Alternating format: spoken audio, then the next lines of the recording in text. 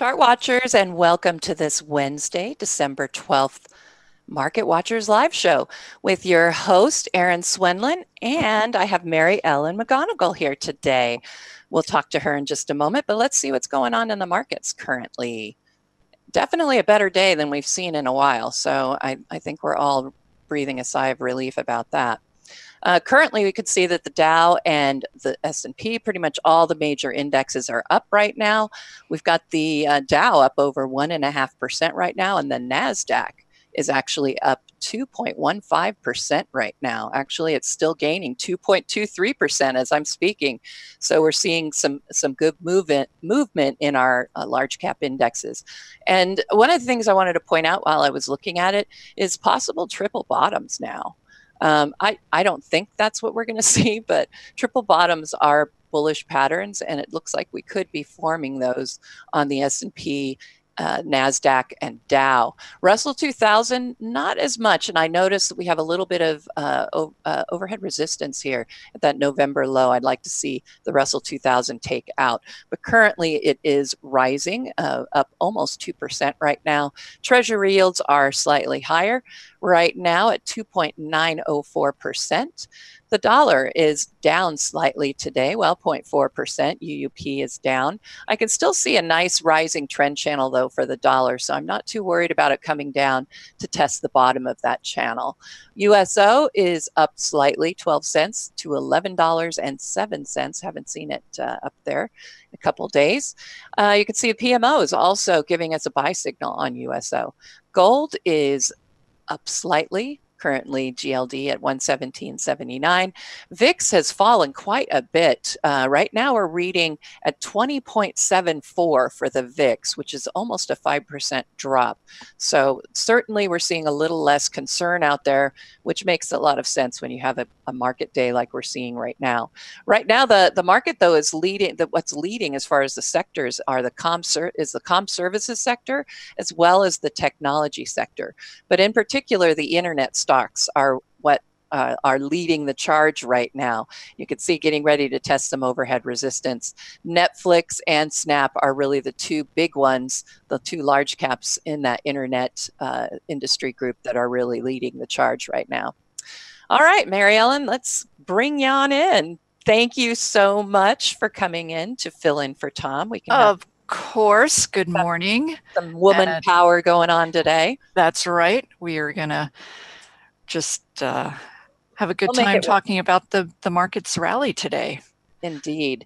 And just a heads up, everybody, in the chat room today, please go ahead and put lots of questions. I know you guys ask a lot of questions in surveys and emails. Today, Mary Ellen, for our last segment, we're going to do question and answers. So I'm going to pull up some questions out of the chat room, and Mary Ellen and I are going to just answer them on the fly. We're actually doing this show on the fly because our first guest, our guest today, Greg Morris, is under the weather, and so he's not here today.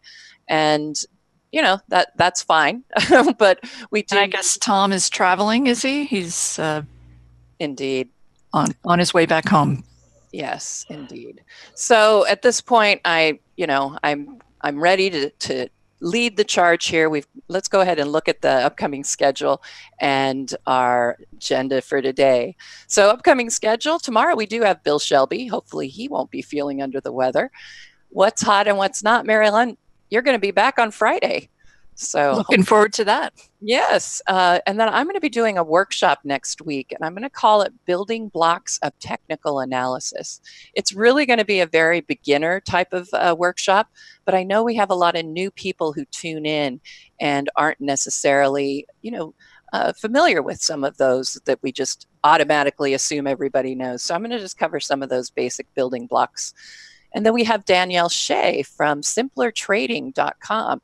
Should be interesting to talk to her. I always like when we get another female guest. Today, we are going to cover, we're going to start after the technical news and headlines with sector rotation, and then we're going to follow that up with a turning point segment. And then we'll have the 10 and 10. I'm going to actually feed the symbols to you, Mary Ellen, so I hope you're wonderful. Ready and willing, at least. And then, like I said, we're going to finish it off with questions and answers. So if you are watching live, do go ahead and put your questions in there. I'm not going to guarantee we'll get to all of them. Go ahead and like some of the questions. That way I know the popular ones, and I'll try and make sure we get those in. All right, but I'm going to go ahead and get started. Do you mind waiting around, Mary Ellen? I'll bring you back for those upgrades and downgrades. I'm here in the wings, awaiting. All right, so let's look at some technical news right now. First of all, I'm going to go ahead and start off with our economic reports right now. We did get two that came out today. The Consumer Price Index came out. It was as expected, no increase, but it is down from October 0.3%. At this point, November was. So, you know, at this point, falling gas prices, they're considering that, you know, part of the cushion that kept it from, you know, really rising because of rent and high drug prices and other things that are going on. Those falling gas prices helped quite a bit. And, you know, they're saying that the increase in the cost of living over the past 12 months slowed to 2.2% from 2.5%. And right now it's near the lowest level of the year.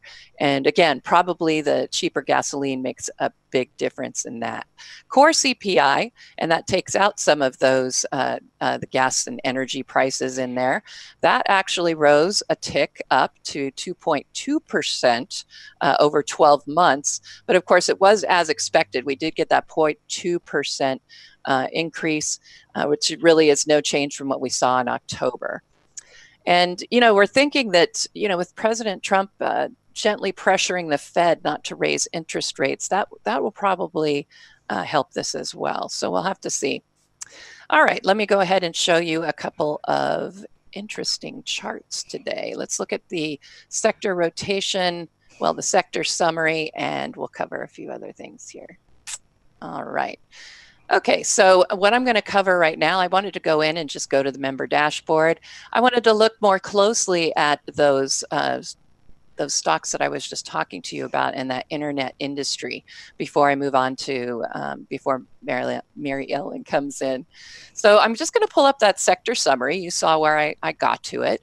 And as you can see, what's nice to see here is that we do have most of the aggressive sectors leading the charge today. That's what you really want to see on the rallies. If you want to see something that could possibly carry on, get some follow through, that's what we want to see. If we want to be on the bull side, that this correction is a correction and not a bear market.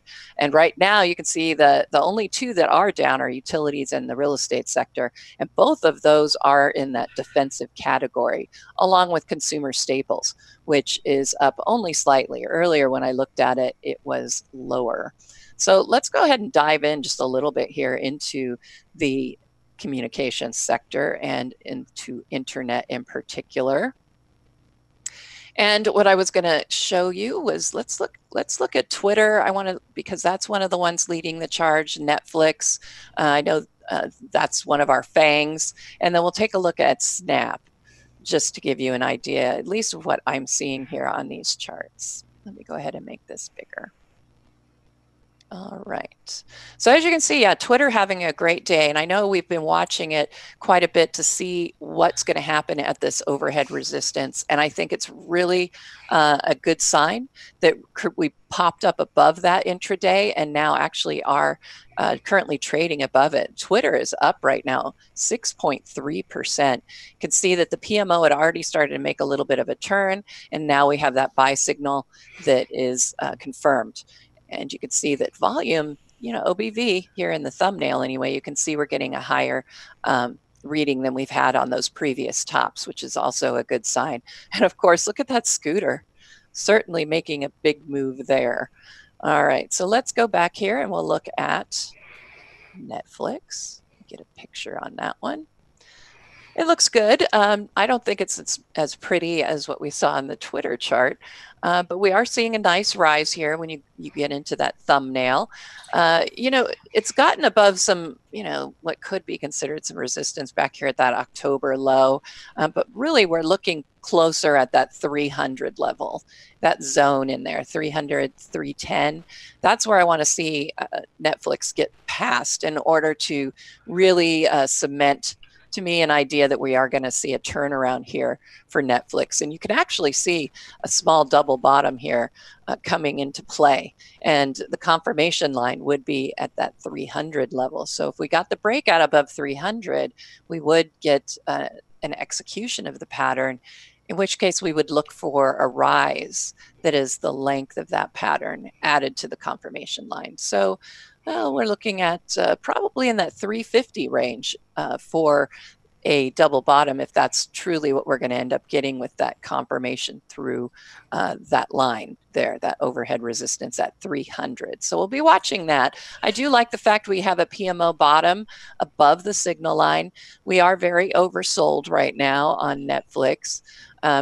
Personally, though, I'm not completely convinced that we're going to be just taking this rally back into a bull market. So for me, I don't think I would be getting involved in some of these tech sectors just yet. I would want to wait to see that we're really getting a good rally follow on to what we're seeing today.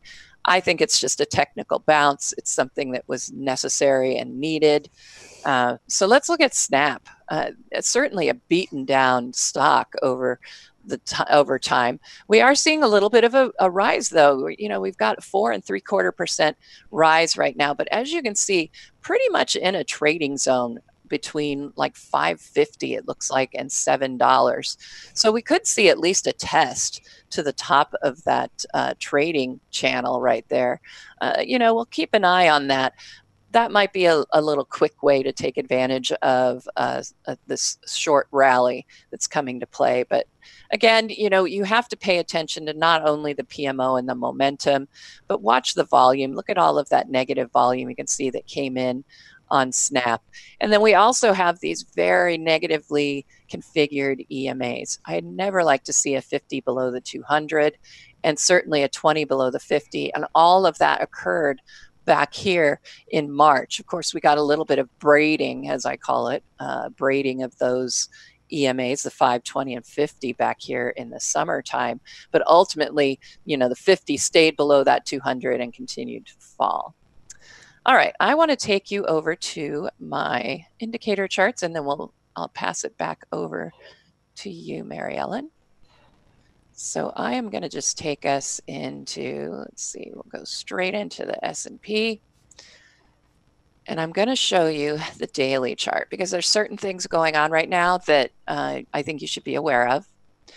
The big one, and I've written about it, and I'm going to reiterate it right now, is that 50-200-day EMA negative crossover.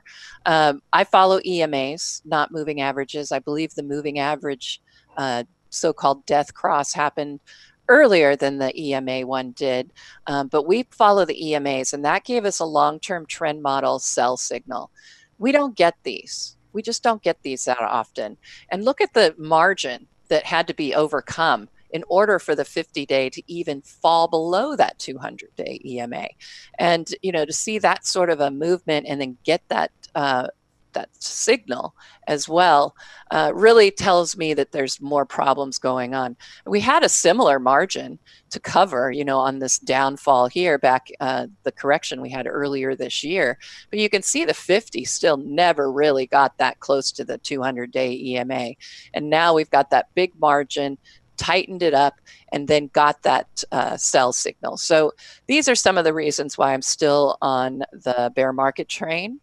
I still think we're in a bear market situation. Certainly, I know this bolsters Tom Bowley, my regular co-host, his opinion that it's a correction if we got this bounce off of that area, which is exactly what happened. So we'll have to see if my technicals and the DP setups, if they come through, or if Tom's really got this nailed, that we are in a correction and it's on its way up. We'll just have to see how that comes down.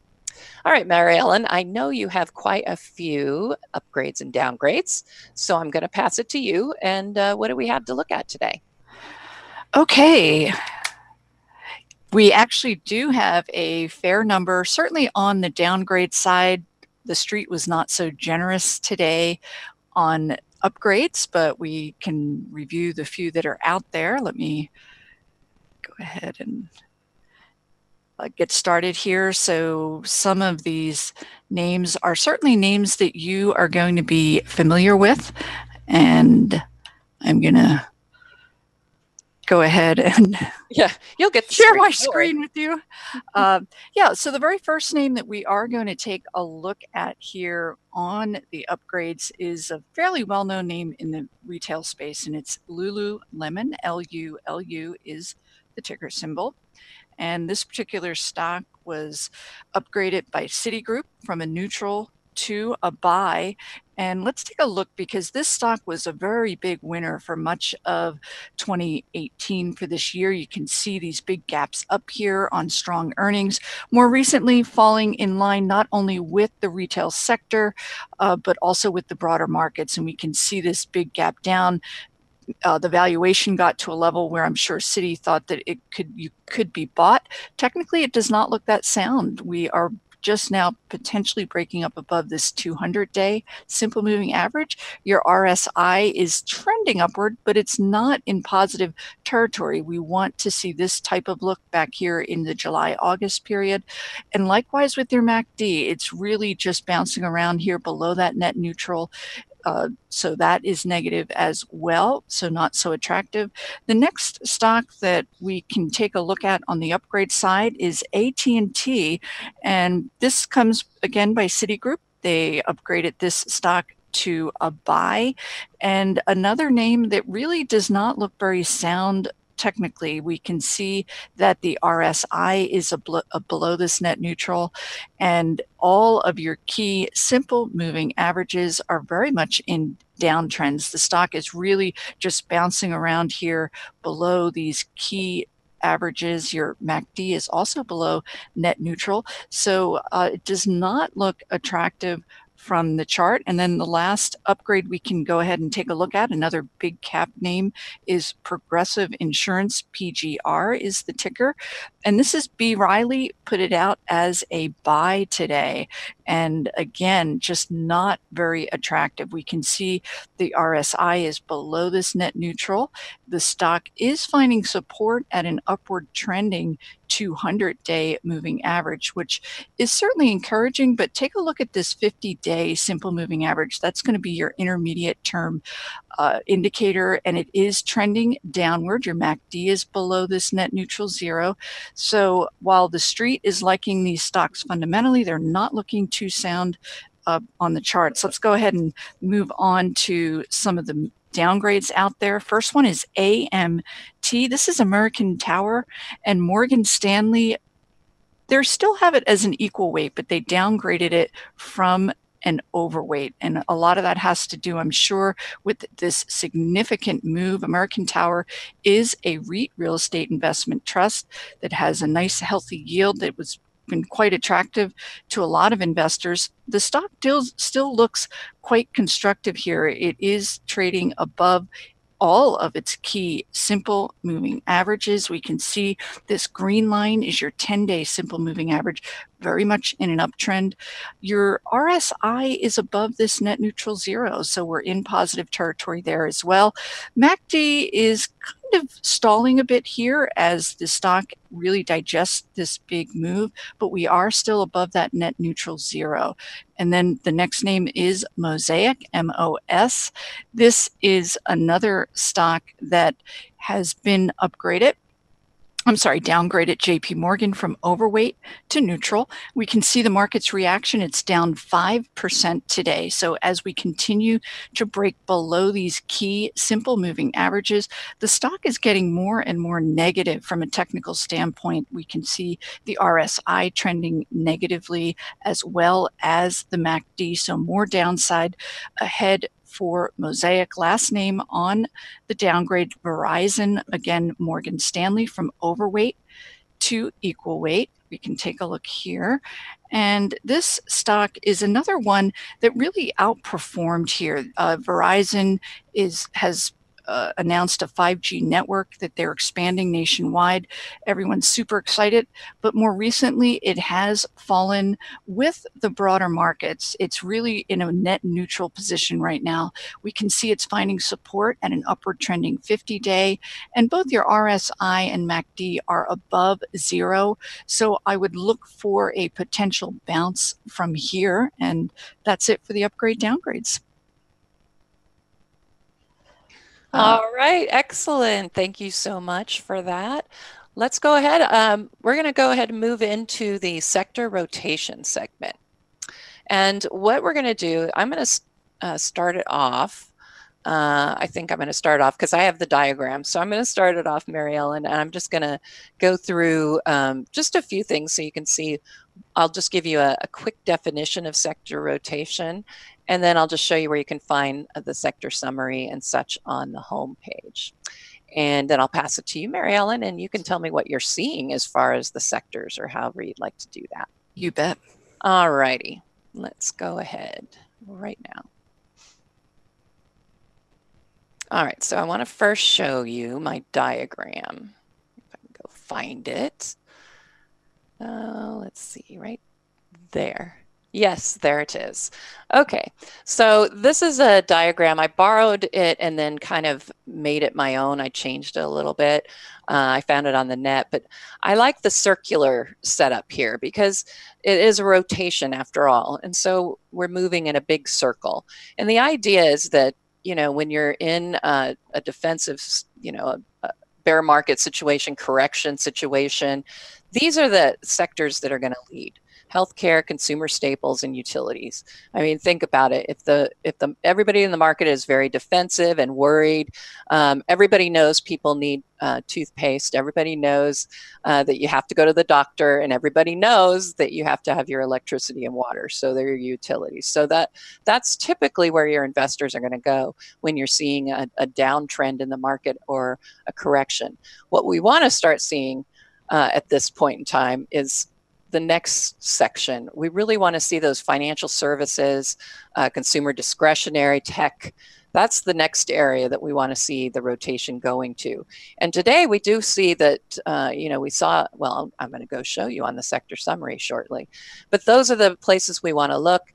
And then you could see is, you know, right now we're having an early contraction is what they're saying. And it makes sense in the economic cycle. So when we get later on in that cycle, that's when I want to look for these sectors to start doing well. Past that, as we move around, you move into the transportation. You always know that sort of Dow theory is that if transportation is doing well, then you should expect you know, the market, at least industrials, materials, to be doing well, because they have to be transported. And so if we're getting a lot of good news in the transportation sector, that's what we want to see. All right, so then you just sort of move your way all the way through materials, energy, etc. So let's go ahead. I'm going to show you where you can get on the homepage to see the sector rotation. You can see it in a couple of different ways, but you go over here on the homepage to your control center, and we go down to the sector summary, and we can go ahead and click on it. Well, that's a market summary. How about the sector summary? All right. So here you can see all of our sectors right now that there are. Hopefully they don't come up with a couple new, couple new ones. It's getting big out there, lots of sectors. But you can see where they are just based by the percent change. But then you can also organize it by the scooter. And this tells you which ones have that internal strength and certainly relative strength among peers. And you can see which ones are high right now, which ones have a good rank, the defensive sectors. And again, that makes sense. We've been in a correction mode at the very least. And if we continue to see growth and more investment in these areas, that to me would really solidify that we have a bear market on its way. So if we get these rallies, and I think Tom has a good point, when we get rallies if we see them in the staples and the real estate, all of those defensive sectors, if we start seeing it there, those rallies, that's bad news. But if we get the rallies off of the tech sector, comm services like we are today, discretionary, that's what you want to see, a continuation of a follow-on where you get those rallies in those more aggressive sectors. And right now they're pretty much middle of the road. Really, financials and energy materials just beat down, really having problems. The financials are kind of surprising me, Marielle, and I don't know. They've just been hit really hard, and I'm sure the yields haven't helped. But that's I have to agree with you. The fact that we are not seeing participation in the financials is very distressing. As someone who's studied the markets for over 25 years, you need to see the participation in financials. That's indicating that loan growth is high, that the economy is expanding. And when we see financials in a bear market, that is not a good sign. So I agree with you there. It's a little bit distressing. We're seeing a little bit of an oversold bounce today, but ideally we would like to see a broader participation, get some of these banks back into play, and some of these other financials. Exactly. And these are sectors that, yeah, they've just been beat down. We need to see some strength there and really some rotation out of these defensive sectors at this point. One other thing I'm going to show you quickly is we can do a sector candle glance. I have my own candle glance style, so you can see how I set it up with the PMO. This is a 3-month chart. So that's one way you can get a quick peek at the sectors and just see how they look using your own indicators. Of course, you do have to set up your candle glance style, and easy enough. You set it up the way you want it to look, and then you name it candle glance. So I set this up as my candle glance with the PMO, the 20 and 50-day EMAs. So that's my setup, and all you have to do, you can do the same. All right, one last thing, and I'm going to pass it back to you. Keep going back. All right.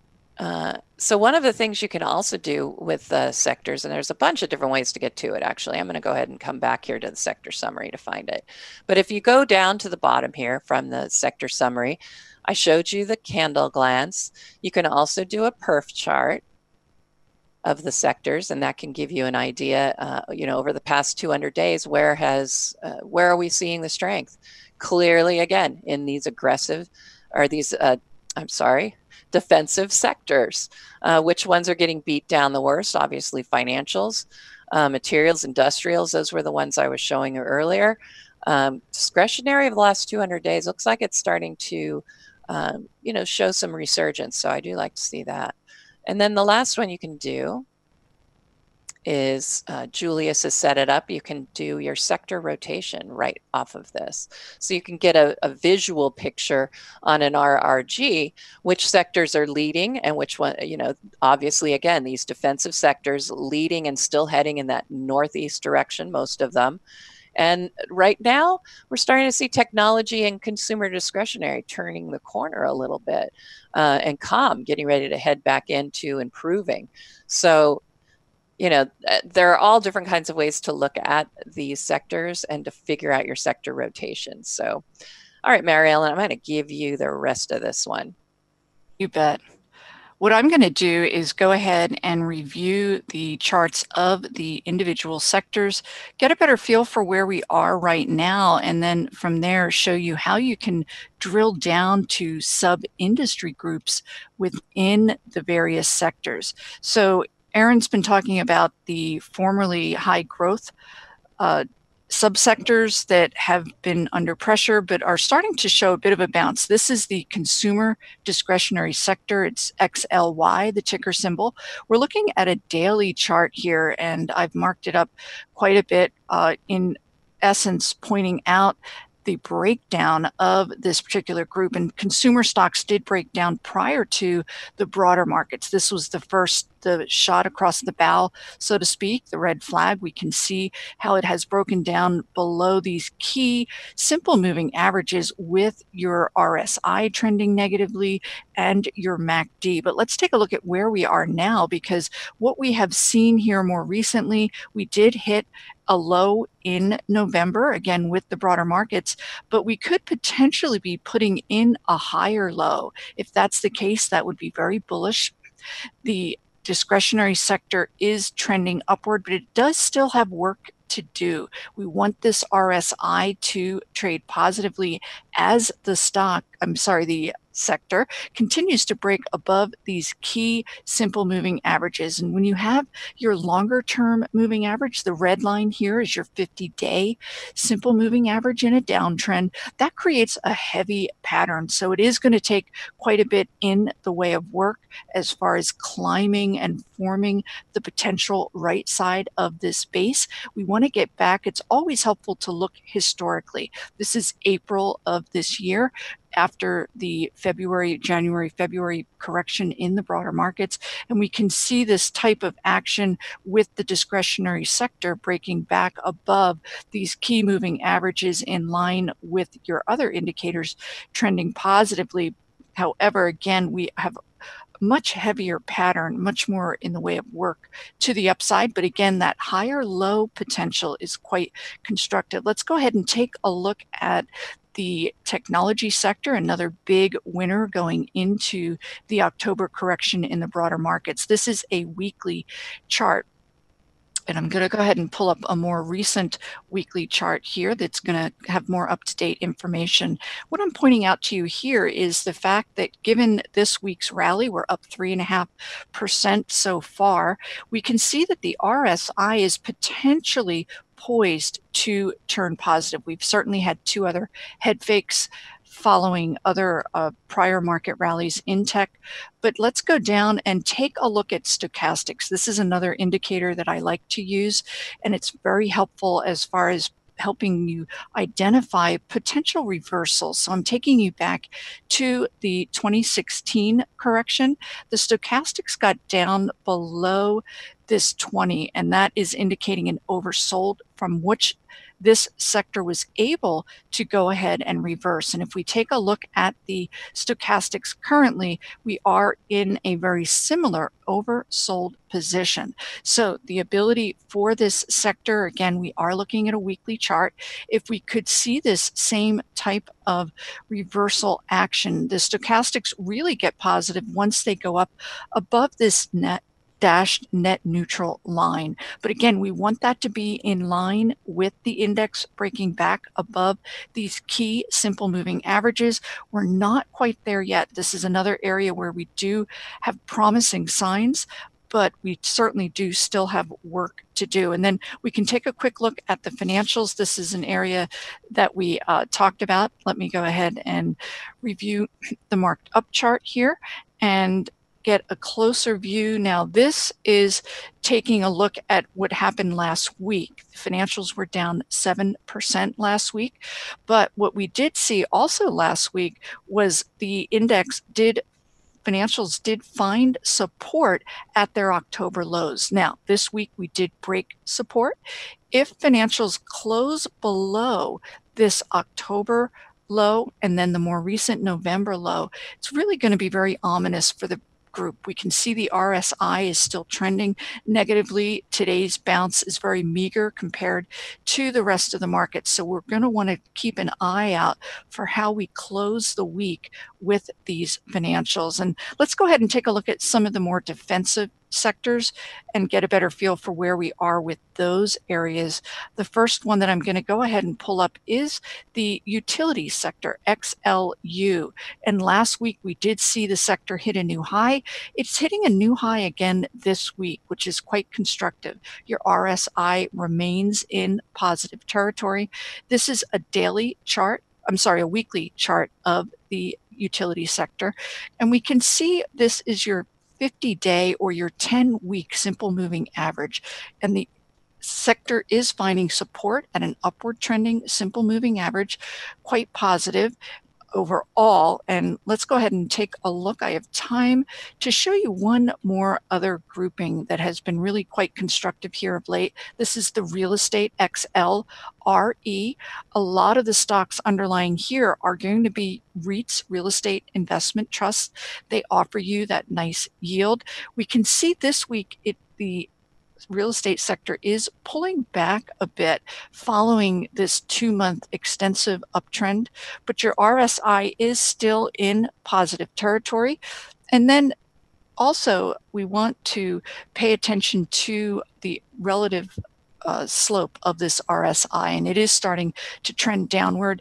It will be interesting to see if this move into these higher growth areas stays. Ideally, that would be absolutely excellent for the market.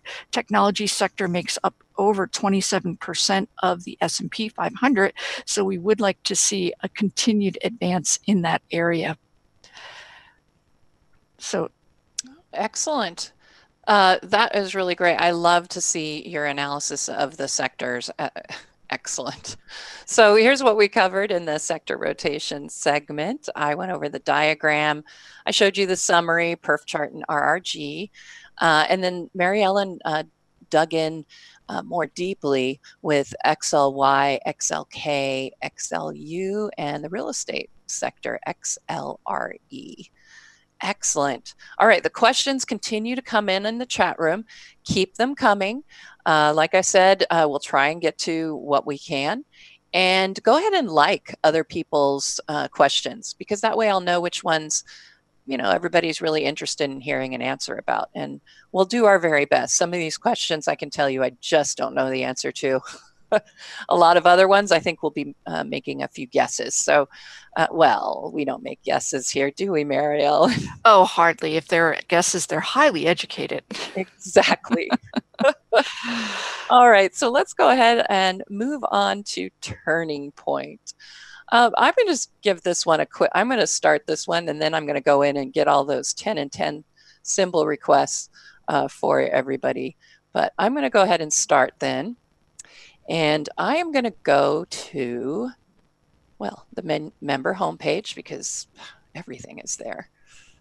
And I actually have a scan that I named turning point. So really what we're looking at as far as turning points, let me give you a little bit more of an explanation. All right, so it's really going to be a segment where Mary Ellen and I are going to be looking for critical junctures on a chart from a technical perspective. Basically, we might be seeing that the character of a chart is changing, or that it looks like something big might be getting ready to happen. So I made a scan, and it's not really too complicated. And I believe I have put this one on before as well. So I'm just going to edit it. I'm going to show you the scan, and I'm going to run it. And then we're just going to, like I said, Greg Morris didn't show up, so everything is on the fly today. So we are going to just charge forward. All right, so here's the scan that I came up with. And it's really a matter of getting the good volume. And I'm looking basically for stocks that are in a bull market that are showing that 50 above the 200-day EMA. And if I could find the ones that have just had those closes to be, today it's greater than, but yesterday it was lower than. Now I'm guessing that I'm not going to get too many results, because I don't know how many actually had 50, 200-day crossovers. Well, we did have a few. Excellent. So let's go ahead and look at some of these. And interestingly, I'm just looking at this just from the big picture. And I am seeing, I don't know about you, Mary Ellen, bond funds, income funds, fixed income. This is telling you that that's, if that's really where the strength is right now, that's why I'm thinking that we are in a bear market. I mean, when these are the kind of well, interesting, pardon me, but a lot of these bond funds have been super strong here of late, and you can pull up NXJ, for instance, or any of these others, and you'll see that today's strength, that might be one of the better examples, but it's a continuation of money flows into some of these bond funds, particularly these municipal tax-free yielding bond funds. Mm-hmm. Now, I'm going to say that obviously the scan is going to be lagging because I'm looking at 5,200-day EMA crossovers. But I consider that my turning point because when I get the buy signal, the 50 over the 200, as far as decision point analysis, that means that whatever you're looking at, if the 50 is above the 200, it's in a bear market or a bull market configuration. If you get the 50 to cross below the 200, that's a long-term trend model sell signal. And I look at it, the chart, or whatever the index sector, whatever you're looking at, when you see the 50 below the 200, it's in a bear market configuration. What does that mean? Well, to me, what you need to look for when you're in those different configurations is following those rules, the bear market rules versus the bull market rules.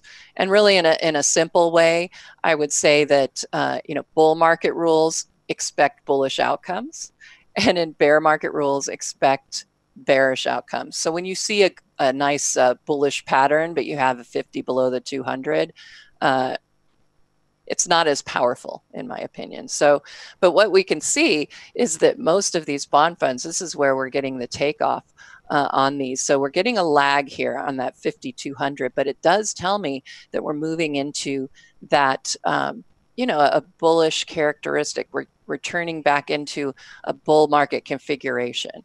So let's look at just a few others here that might be interesting. B&G Foods, this is a consumer staple. Now this is more what I was hoping to find. This one looks like it is at a turning point, right? We had a bear market configuration, and now we've got a bull market configuration as that 50 is just getting above the 200. And you can see we've been in a little bit of a consolidation zone. So to me, when I see that and price bouncing and continuing up off of that 20-day EMA, and intraday, it's poking just above that overhead resistance, I would look at this as possibly sitting in a turning point situation. And this one has a nice yield as well, 6.1%. Yes. So that could be bringing the buyers in as well. If you're interested in having this show up at the top of your charts, just so you know, just click that full quote button right there. And that will give you all of this extra information. So, but yeah, I like this one. I thought that looked pretty good. And let's see what other ones. Well, I'm going to do what I like to do, and that's move these into my transitional scan dump right here.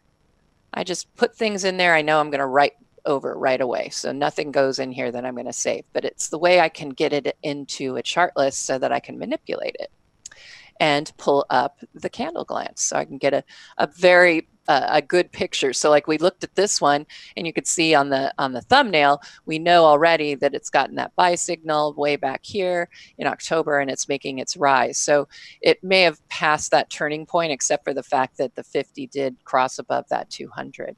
But there's B&G Foods. Looks like it's ready for the breakout. PMO is turning back up and ready to go back up through the signal line. DWT, this is a juiced ETF, it looks like. ETN from Citigroup.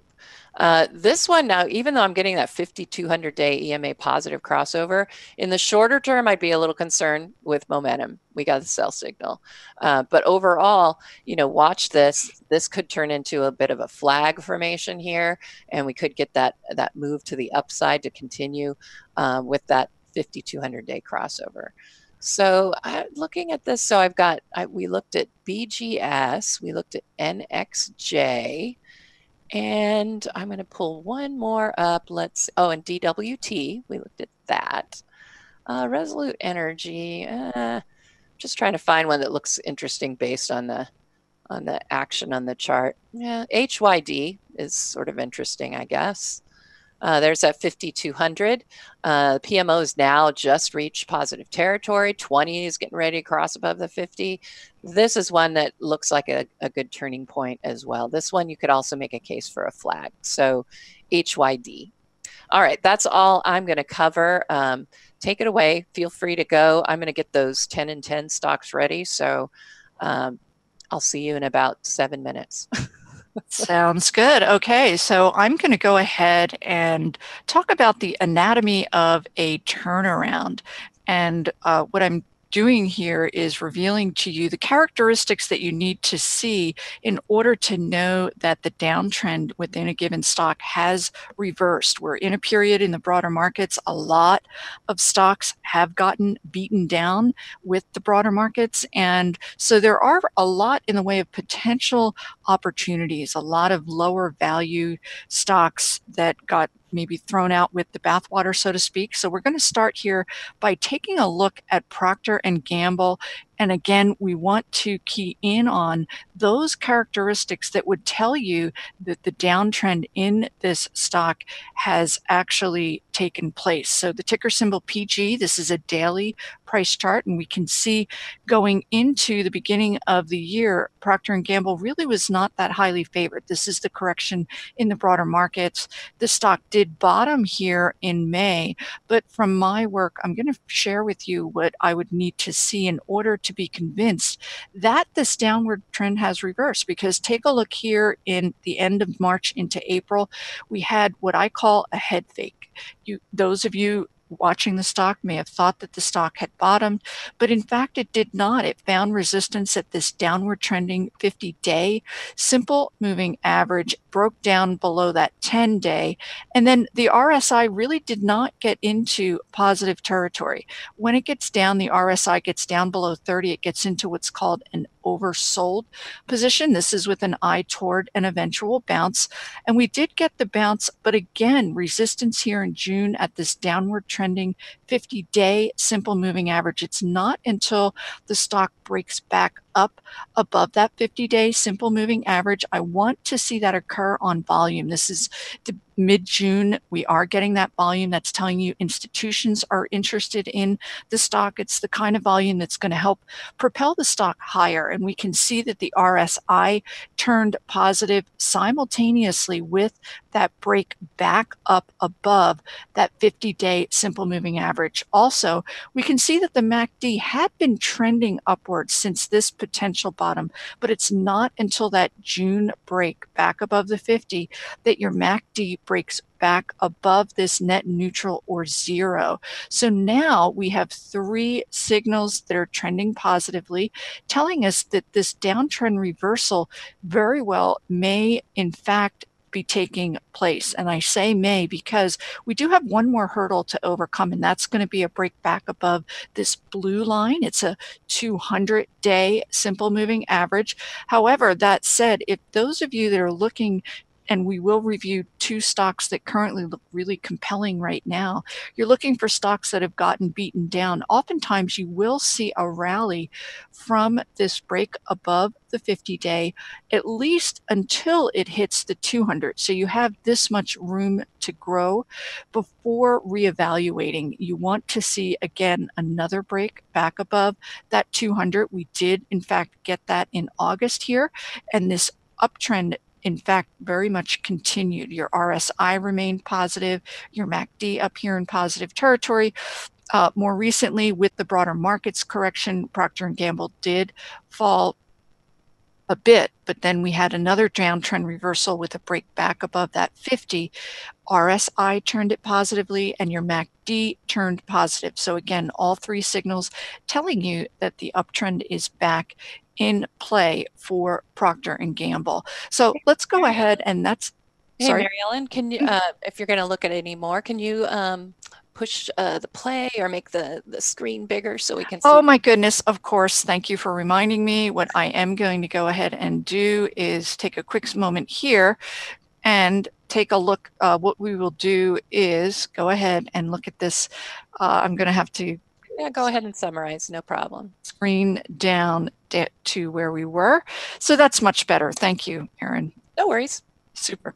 Okay, so better look here. This is a daily view. What I'm going to do now is go ahead and share this same Procter & Gamble looking at a weekly view because you will want to get confirmation from different time frames. This is that June period there. So let's go ahead and take a look at Procter & Gamble and take a look again at that June reversal. This is that same break, but now that we're on a weekly, you want to have a 10-week or a 50-day simple moving average. That's your red line. So we have the break back above. The blue is your 40-week or 200-day simple moving average, but the same dynamics in play. We have the MACD, and as opposed to being in the positive territory above zero, what we're keying in here on the weekly chart is this positive crossover, the black line up through the red. That's a positive signal coinciding with this break back above the 50. And then the RSI is trending positively. So we are getting confirmation on this weekly chart as well. Take a look at that break that occurred with the broader market in October. The stock really only pulled back to that 200-day simple moving average before bouncing off. So I talked about some candidates in the current market environment, given the sell-off that we've seen. And one stock that we can certainly take a look at is Las Vegas Sands, LVS. Now, this one is not quite as constructive from my work because you can see where it's had several attempts here to break back above that 50. That's going to be our first key signal. It did occur about a week ago, faltered. It's rallying today 3%, so we're back up above that 50-day. The RSI is trending positively, but ideally I would like to see it at the very least get back up to this 58 level. We're at 56 now.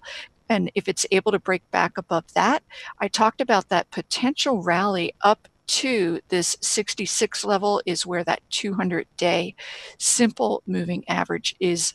Currently, the MACD is up above this net neutral in positive territory. So this might be one to look at. And then also what we can do from here is go ahead and take a look at another possible candidate.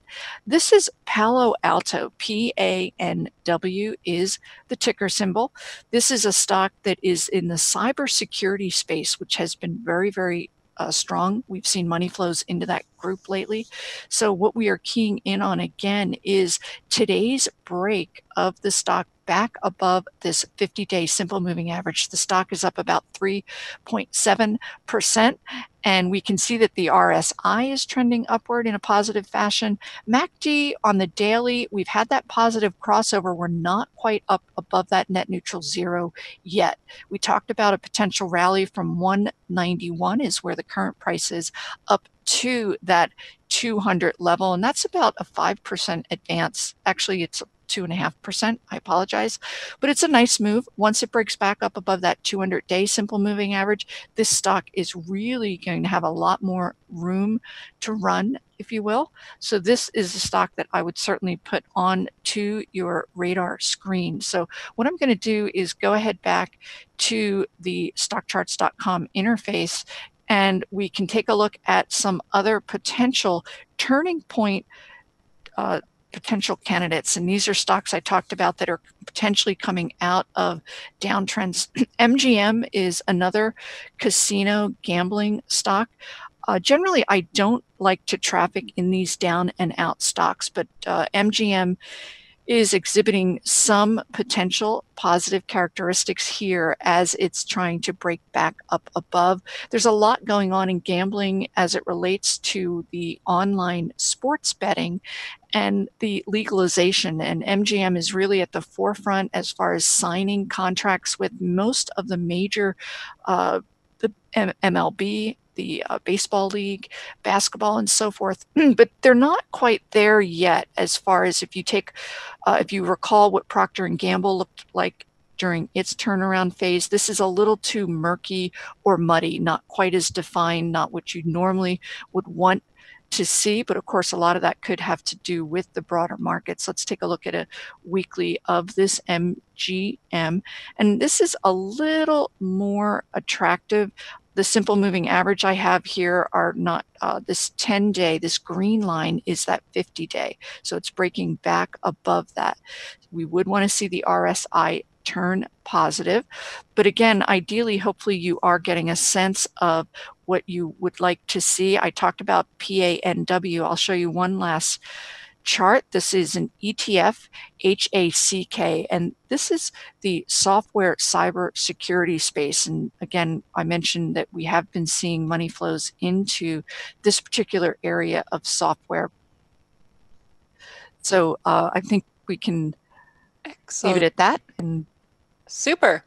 Here's a summary of what we just covered as far as sector. I'm sorry, the turning points. I went over my scan that I do, and then I also looked at a few stocks, and then Mary Ellen dove in and showed us some more stocks. So there are the symbols we covered, and I'll have that up in the Market Watchers Live recap. So if you want to go back and watch the show, you'll know how to get to it.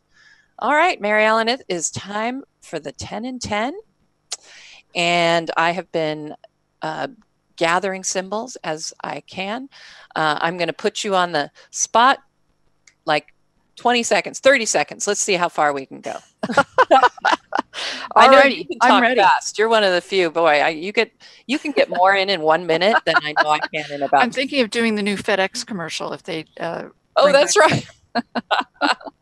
All right. Well, our first one is going to be Cliff Natural Resources, CLF. All righty, let's go ahead and dig right in and take a look at CLF. And this particular stock, those of you I'm sure are familiar with this company, it's Cliff Natural Resources. This could potentially be a turnaround candidate, but based on what we've been reviewing here, we're not quite there yet. And it's interesting to see this stock drop so significantly. The earnings outlook for this year, 232% growth, although analysts are starting to downgrade this particular stock. But let's take a look at it technically. It's down below this 200-day simple moving average. Your RSI remains in negative territory as we drill down your MACD. So it's kind of DOA right now. We would need to see a break back above first this 200-day, then the 50-day. We want to see confirmation from these other RSI and MACD. But right now, I would not be a buyer. All righty. Now let's look at what the most popular in the chat room is right now. And besides some good questions, NVCR. Okay. Maybe I did not get that ticker right. Oh, did I, let's see. NV is in. Oh, NV. Yeah. NVCR. Okay. Yep. Novocure. This is actually very, very compelling stock, and I'll tell you why. We talked earlier about that turnaround prospect. You can see the stock really fell out of bed here in line with the broader markets back in October, but more recently we've had that initial potential downtrend reversal to break back above that 200-day simple moving average. We're right now touching on that 50-day, which can act as resistance. But take a look at that RSI, very much in positive territory. This is a medical products stock that does not have earnings growth prospects, but it does have revenue, and it does look poised. We can see the MACD is poised to turn positive. So for those of you, it's a popular symbol. I can see why. I would wait for it to break above that 50, but otherwise all signals are pointing to a continuation of this uptrend. So it does look constructive. All righty, let's see. How about Starbucks? Oh, sure. That one has been really able to withstand the broader market's pressures. They've done a lot in the way of restructuring their organization. Take a look at that gap up, and this is in response to a recent earnings report. And this is a daily chart. I've overlaid a 10, 50, 200-day simple moving average. The MACD is trending downward, and I'll tell you why. Right now, we are in a period of consolidation, back and fill, as the stock consolidates following this really big advance. This stock, the RSI, is still positive. So if you own it, you can hold on to it. We're really just, again, in a back and fill phase, digesting this big move. Your RSI is still positive. Even though the MACD is trending downward, it's still above zero. This downward trend is what occurs when a stock consolidates and has this base building back and forth, but it does still look constructive. If you own it, I would stay with it. All right, let's see. The next one is our only communication services request, Crown Castle International, and that is CCI. I really like this stock. It's interesting that it came up because I actually own this stock. It's a nice 3.8% yielder. Analysts are raising estimates for this year. And also for next year, this is one of those property REITs, real estate investment trust. And we can see that the stock, the RSI, is up here in positive territory, still trending upward. And also this 10-day simple moving average is very much in an uptrend. And we can see down below that the MACD has not only gone up above this net neutral zero, it is also trending upward. So at this time, we have had a significant move from 108 up to that 115 period. It does appear to be another stock that's in a bit of a back and fill as it digests that significant move, but overall still constructive. All right. Let's see. Next one I'm going to give to you from Consumer Discretionary Restaurants, Habit Restaurants, HABT. Now, this is an interesting stock.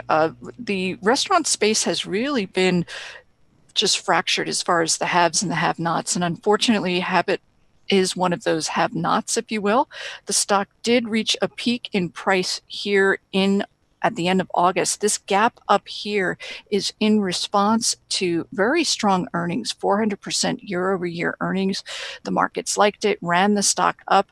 But as you can see, these consumer stocks topped in September well before the broader markets. Now we are down below all of these key simple moving averages. And while analysts are raising estimates higher, there's still a negative outlook for both this year and next. Technically, I'd want to see the break above, again, this 200-day simple moving average. First, it has to break above this 10-day, that green line. This stock does have a lot of work to do, but you can see with the RSI that the stock is oversold, but we are not getting enough in the way of positive signals. We want to see this positive crossover on the MACD, not quite there yet.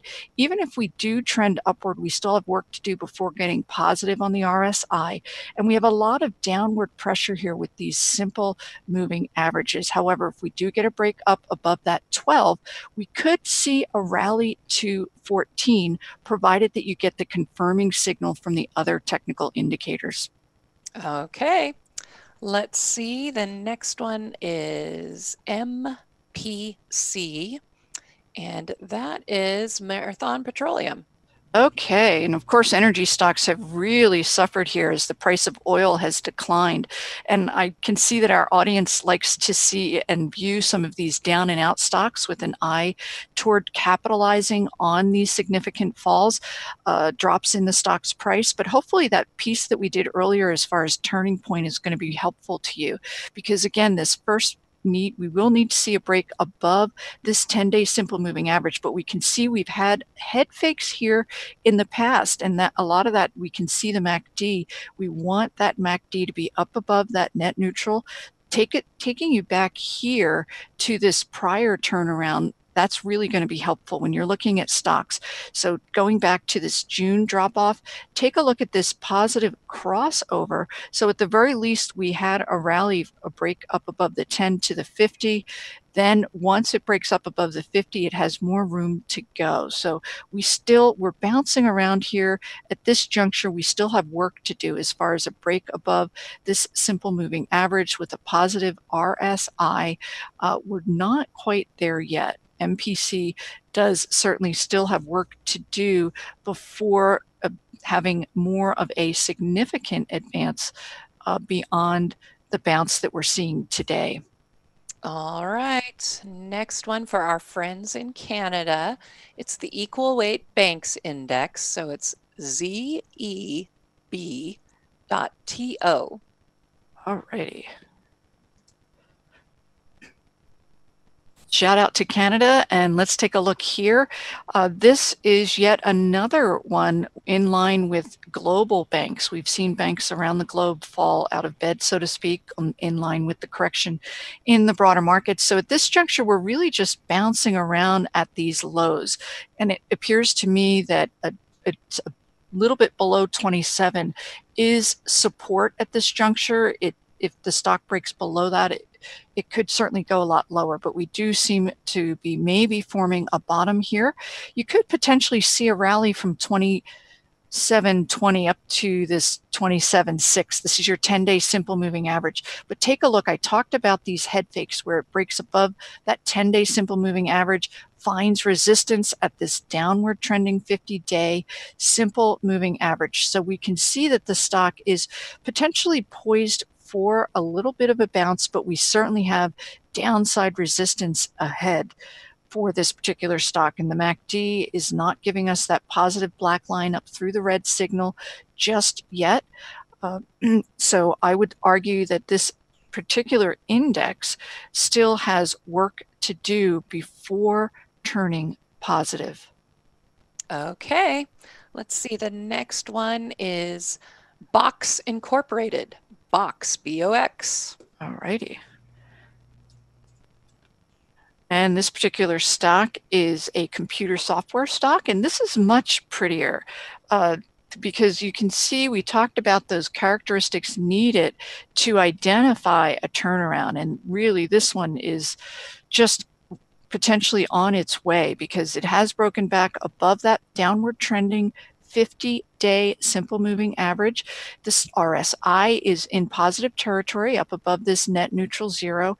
And then the MACD is poised today to potentially turn positive. So I would argue this stock is currently at 19.6, and we could see it rally at least up to this $22, $23 price area before it finds another potential area of resistance. And it's nice to see a move back into some of these software. This is a software database stock, but it is coming very nicely out of an oversold position, and it looks to have more room on the upside.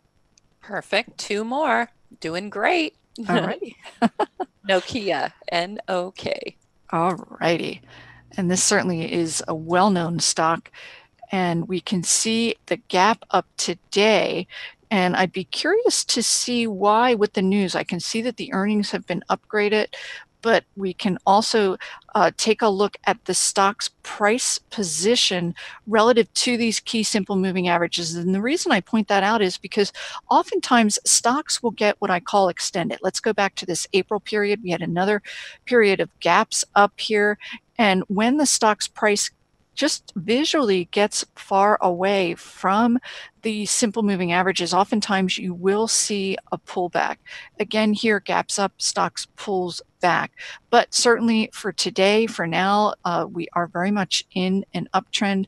The stock is looking at up 3.5%. The MACD is poised to turn upward. I'm going to put the weekly up on this to get a little more perspective on where we might be relative to historical. And the reason is because oftentimes you will see stocks breaking out of what I call bases. For those of you not familiar, that is a consolidation period. And so let's go ahead and take a look on this weekly. The stock attempted to hit a high in price there of 6 and change, and that is taking us back to this April period.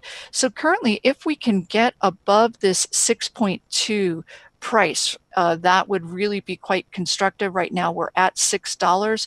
Once it breaks out above that prior high, the stock has even more room to run. And take a look at the volume. It's only Wednesday, and on the weekly, we are well ahead of prior weekly volume. So institutions are in there supporting this stock. So on a weekly, it does look even more constructive as far as having the possibility to trade higher, potentially following a bit of a pullback.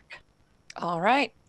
And let's see, our last one is going to be, let's see, DLX for Deluxe Corporation. That's a financial administration. Yes, as I recall, I believe they might be a check.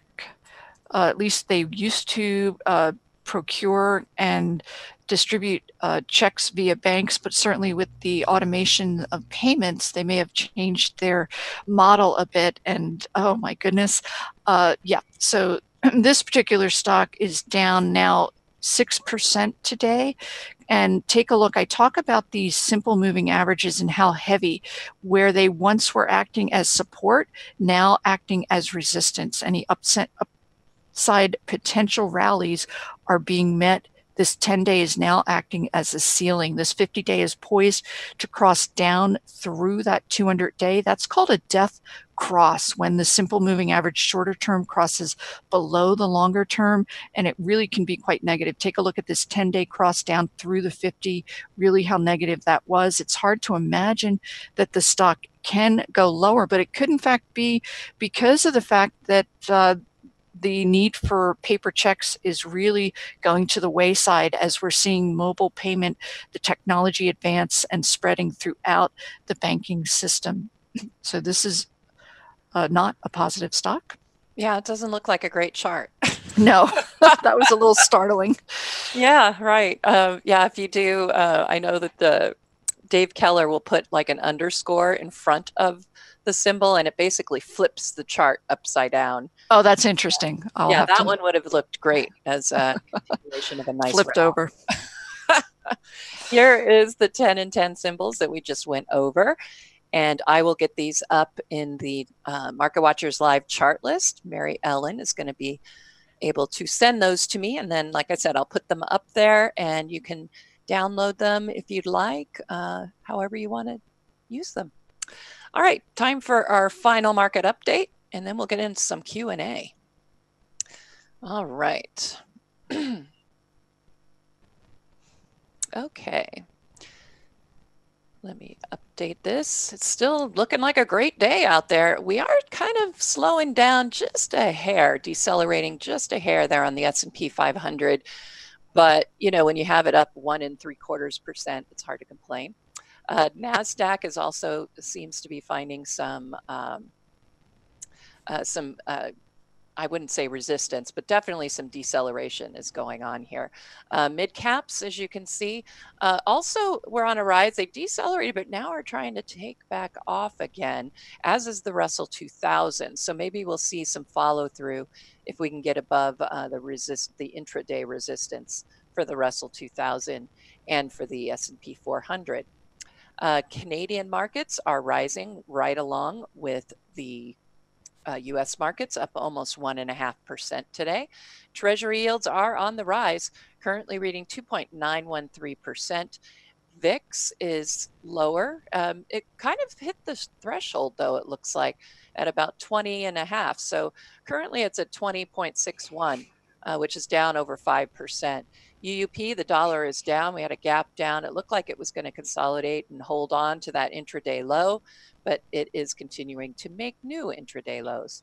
Gold, on the other hand, is now popping up and making a nice intraday high. We'll have to see if it can follow through and stay above that top we've got for the intraday top. And USO, moving mostly sideways, but it is up 7 cents, reading $11.02.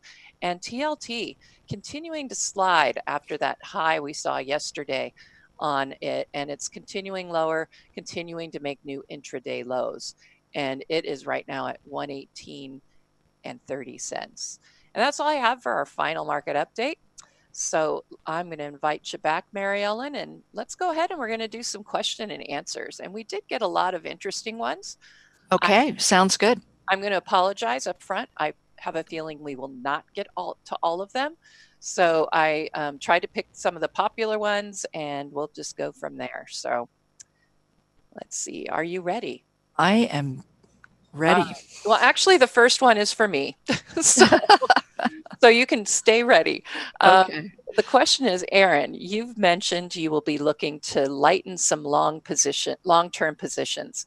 What would signal the time for you to do that? Well, I have been waiting for exactly what we're seeing right now, and that is a rally, because I personally am looking to sell into some strength at this point. I am of the opinion that we are in a bear market. I believe we're going to continue lower past those lows that we've seen. The technicals are nothing that I've seen lately, and that does worry me. So as far as divesting, I'm going to wait for this. I want to see this rally if we can get a little bit more continuation. The fact that it's continuing, and you can see even on the chart here on the candle glance, we're still in a rising trend, and we're breaking above that intraday high. So I think we might have a little bit more to squeeze out here in the short term as far as the markets are concerned. But once we start getting up to that point and I start seeing that deceleration and a move lower, that's going to be my signal. And like I said, I do write about it. I do talk about it here. It's what I'm doing. I'm not going to purport that everybody should do this. I know for some there can be tax capital gains issues. So it's just, you need to think it all through. But as I said in my last blog that I wrote, well, it was maybe it was the last one. I would much rather, leave some money on the table, like, miss the train as it goes up, rather than hold on tight and ride the roller coaster down. I feel like I don't want to do that even with my long-term positions. And so I have quite a few that I'm just waiting for a little bit of strength, and we're starting to get it. So I don't know. What are you thinking? Is it bear market time? Are you? Oh, from my work, it's certainly a double red flag cautious period. And from my work, I do put out a biweekly newsletter, and I've been advising clients to sell into the strength, those on a stock by stock basis. So if you were to pull up a stock such as HQY, Health Equity, stock that fell out of bed following earnings, and it is rallying today, but overall the picture does not look constructive. So that would be a name that you might sell into strength. Yet there are other names like TWLO that are on my suggested holdings list and have been, that look really quite constructive, and I would hold on to that name into this strength because the stock is just poised to break out of a base and it looks constructive. So it is on a stock by stock basis, and also pay attention to the group that your stock is a part of as well.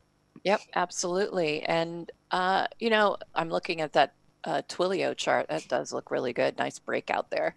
There are going to be, and that's the thing, there are going to be areas of the market where you could, still manage to ride a rally. It's just one of those things, swimming upstream, as we talk about, if the market trends are down, it's going to be really hard to find the winners. And when it's a bull market, we all feel really smart because it's a lot easier to find the winners then. Right now, it's going to be tricky. And so, we've talked about shorting. And again, for me, the long-term investments, they're more of a, mutual fund type things. I think I have only a few individual stocks left in my portfolio in the long term. Really, the only ones I'm holding on to are those, sort of retirement managed funds. But I still think that it would be, for me, worth it to get out on the strength here. If we get a nice rally, that's when I want to go ahead and do it. But Mary Ellen, we have the second question for you. Very good. What are your thoughts about the possibility of stagflation over the next 12 months? What indicators would you keep an eye on for this possibility? Well, I will say that my work is driven by the fundamentals of a stock as well as the technicals.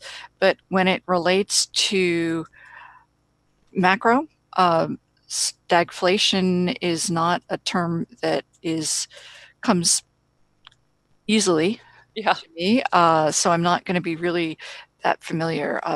Certainly that's high inflation with high unemployment, but we're in a period of 3.7% on unemployment.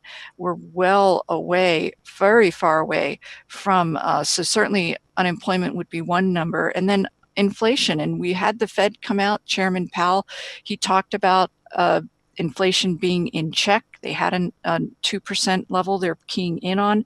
So inflation right now is also very much in check. So at this point in time, I don't see stagflation as being really even remotely close. We may be a year off, but at this juncture, we are still getting very, very constructive numbers, again, relative to employment. I know last week the new payroll numbers were a little bit soft, but they weren't entirely out of line.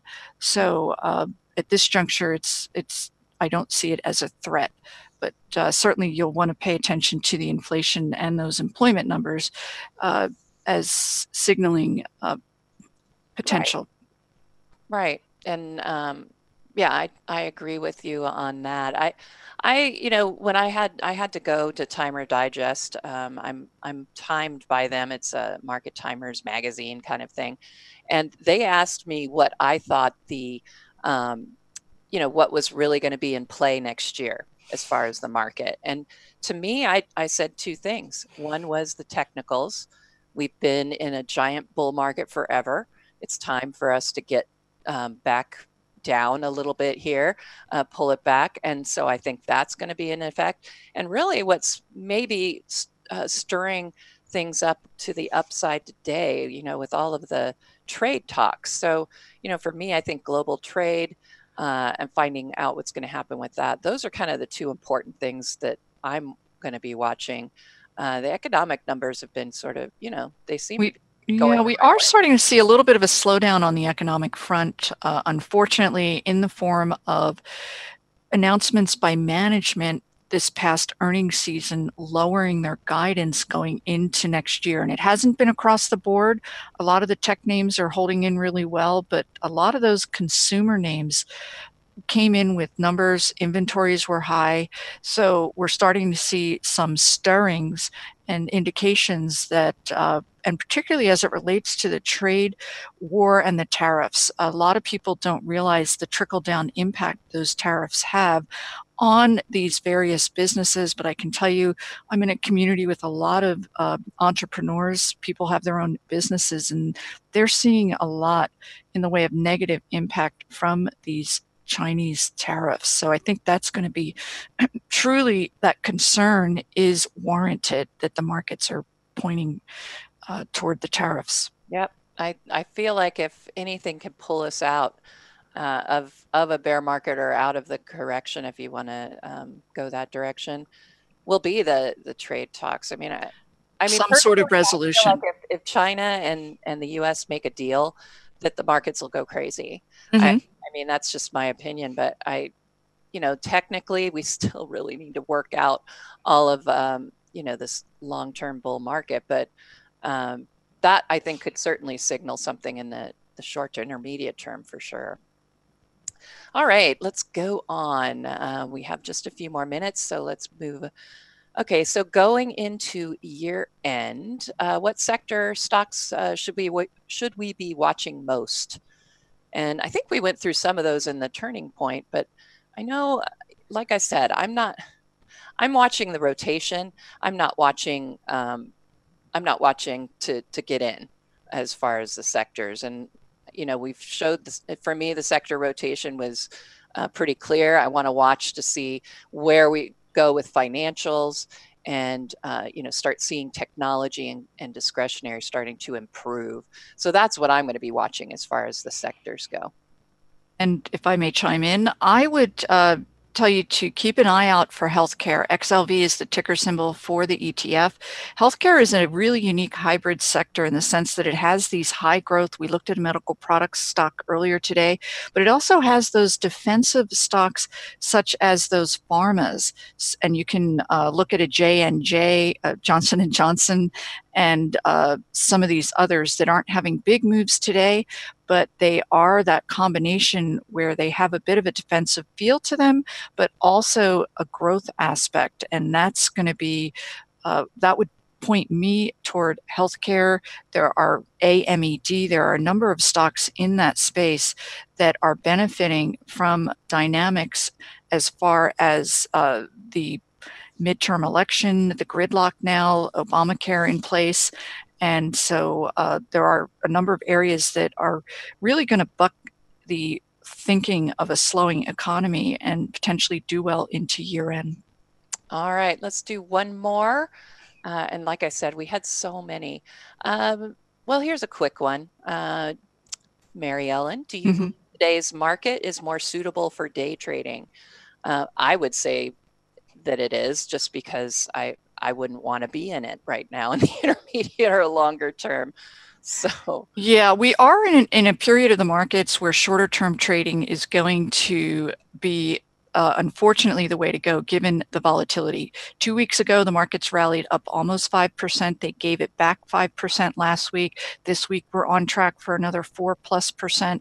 So the volatility inherent in the broader markets really is going to favor intraday trading. And so from my work, for instance, I put new trades on Monday. I'm keeping an eye on them. It's not with an eye toward longer term. So yes, in fact, that is the environment that we are in, given the inherent reactions that are coming to every news headline. The fact that someone was gone out on bail and the stocks, the markets rally strongly is indicative of a confused market. There's not a real trend. So shorter term trading is, in fact, the way to go. yeah, that's what I would say. And actually, I'm looking at these charts right here. They're intraday, they're 10-minute charts, but I'm seeing a reverse head and shoulders here in the very short term on a bunch of Mm-hmm. them. So that could make for an interesting rally. Like I said, short term. I know Carl was writing about a short term rally, so all good. Yes or no question for you, Mary Ellen. Do you use Mm-hmm. point and figure charts? I don't. And that is something I've worked with institutional clients for 25 years now. And that was very popular, oh gosh, probably 15 plus years ago. And I've noticed that it is not as widely utilized. And if you see an indicator or a type of charting that is not widely used, certainly not by institutions, it's not going to have as much relevance because their eyes are not going to be looking at what's happening there and the decision making that ensues from that. You want to be in there with those big money guys. They're the guys that are making these charts and moving the markets. Yeah. All right. So here are the questions that we did do and sort of an idea of our answers. I'll put this in the recap, but rewatch. Go ahead and scrub back if you wanted to learn more about what we did. It's been really fun today. So first, before we go though, I wanted to take a quick peek at our poll. What did you say, Mary Ellen? Are we going to see a Santa Claus rally? Well, I can see why everyone would say yes, certainly given today's action in the broader markets. But seasonally, the percentage that we will go into a Santa Claus rally certainly is out there. So I think that we could see it. I'm liking what we're seeing in the markets. We're getting higher lows. Of course, it's these days it's on a day by day basis, but currently it looks constructive. Yep, I did the same. I did say yes. And this is, I know everybody's like, it's a bear market. No, but we do, of course, you're going to have rallies within it and seasonally, right? This is the time. And then as I was showing you on some of those really short-term charts, those 10-minute bar charts, reverse head and shoulders, so we could see a nice short-term move, which is what I want to see. And then as soon as we see some deceleration, I am going to divest a bunch of my long term and I'm just going to wait, watch and wait. So, all right. Well, let's see. Man, it's already time to wrap it up. Can you believe it? Unbelievable. Well, it's been absolutely great to have you here. And I'm just going to sort of throw out a little teaser out there. But if you enjoyed Mary Ellen and I and our little chat back and forth, we are in development for a show for the women investors and every investor that will. Yeah, I'm really excited about that, Erin. And we've been talking about potentially having some seasoned guests on the show, as well as very topical areas of Question and answers too. Mhm. So you'll get that opportunity when we do that once a week. So, but wow, so thank you for joining. I know it's definitely it was definitely a trick to try and get all these. Well, I think we need to thank the audience for their patience as we navigated the So Because you the got back a and pretty forth. good warning about Greg not being here, but I didn't know until like 7:30. So Oh my goodness. that was fun. But Well, that's we hope Greg's on the mend, and I certainly look forward to seeing him being a guest on your show going oh, forward. His work is always super oh, enlightening. he's super fun to hang out with too. Hmm. There's our upcoming schedule. I want to thank all of you, especially you, Mary Ellen, for being with us today. Please remember to complete the survey as you exit. It should be just below the video player there if you're watching live. We love to get your feedback so that we know, what we should do, whether you like certain segments, etc. As a quick reminder, Market Watchers Live airs 5 days a week, Monday through Friday, from noon to 1:30 Eastern. Have a great afternoon, everyone. We'll see you back here tomorrow. Take Happy care.